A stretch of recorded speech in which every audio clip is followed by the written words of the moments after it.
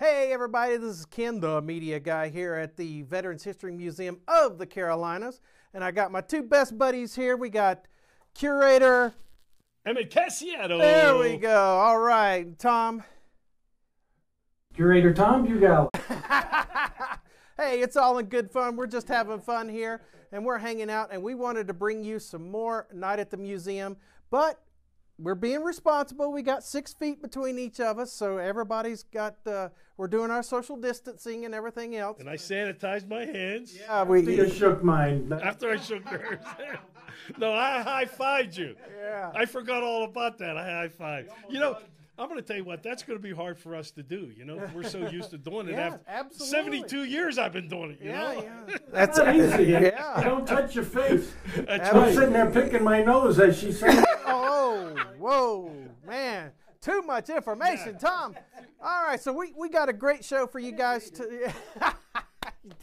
We got a great show for you guys tonight, and I'm going to start off with curator Emmett Cassiato over here, and he's going to start us off. What you got for us? Okay, today there's a few things I'm going to be speaking of, but this one here is the French 75 brass shell with the projectile, French 75 projectile. Now this one here, this is 1916, by the way.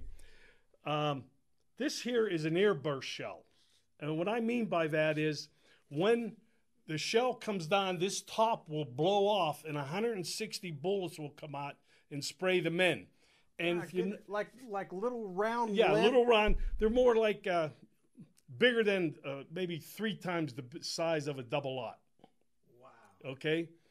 They're pretty big, and there's a fuse that comes down to the bottom. And what they do is they have a tool. I don't know if you could see it, but there's little knobs on here that they can turn and adjust how many yards or how far they want this shell to go before it ignites the fuse, blows this top off. If you look at the top, it comes off, and it's very fine threaded, so fine that it can actually blow off. And this is the inside, what it would look like. And there would be a fuse that would go straight down through here to the bottom to ignite the powder and blow the top off. And then naturally the shrapnel would come out of this. And there was 3 types of shells. There was a airburst shell, a shrapnel shell, a fragmentation shell, and a high explosive shell. Absolutely. What type of cannon or howitzer? What French 75 cannon. Okay. Piece. Yeah, field piece. And they were, the French were, their war machine was much more ready to go than the English in the United States. Their war machine was already pumping out a lot of things. And I could talk about the Battle of the Somme because they used a lot of airburst shells, the British, and fragmentation shells. And they told all their soldiers that the war would be destroyed, and it wasn't. It was a mess. The battle of the Somme was just a mess, and that was all July 1st, 1916, when they went over the top. But this is one of the things that really, this shell here killed and maimed many, many men.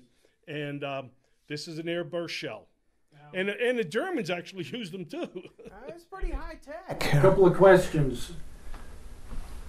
Ken and I discussed the Brody helmet a couple days ago, or a couple episodes ago. And do you think one of those pellets, they're not pellets, but they're balls, you think that would penetrate through that helmet? Yes. Or would it bounce off? Yes, I think it would have penetrated. But if you notice, all the helmets had the slight curvature to protect the head and the shoulder area. And I mean, that was raining down, you know, I don't know, you know, when World War I first kicked off, if you wore a helmet, you were considered a coward. They actually had felt hats. Oh, yeah. They had felt hats. And if you look at the Prussians, they had the Pickelstein, you know. It was leather. Leather. It was just a leather. And naturally, the French were the first ones that came out with the helmet to protect the head. And that's a good reason. Well, they knew what they were going to be raining down on the enemy. So. Well, you know, the British their war machine just wasn't ready for this war. I mean, their factories and that weren't pumping out. Matter of fact, at the Battle of the Somme, the field artillery, the field pieces, the French were every 20 yards.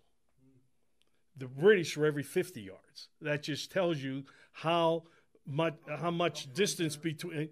And the Battle of Somme, it was. I've read so many different variations of that battle.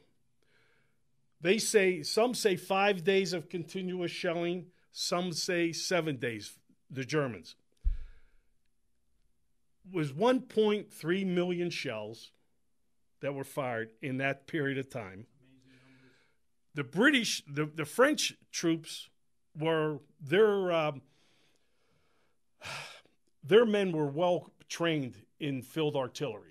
The British had a lot of rookies, and 1/3 of the British shells never exploded. Wow!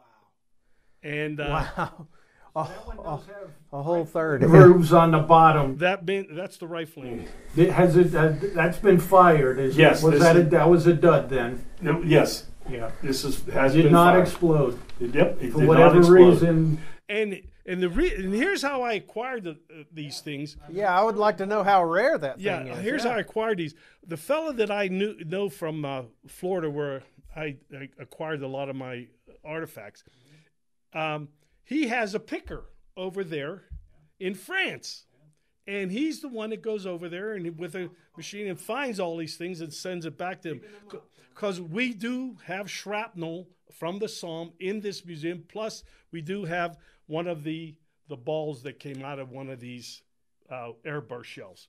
But, all right. And I'll show that. I'll show that on the video. And the French 75s were very effective field artillery pieces. Very effective. Matter of fact, a lot of the field artillery were French 75s. And naturally, we had 8-inch howitzers. And, I mean, as the war progressed, the artillery got bigger and bigger, and further. But anyway, this is an airburst shell, and this is the projectile. And it's pretty heavy.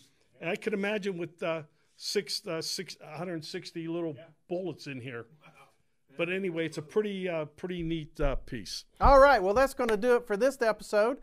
Hey, make sure you stay tuned. Make sure you check out our YouTube channel.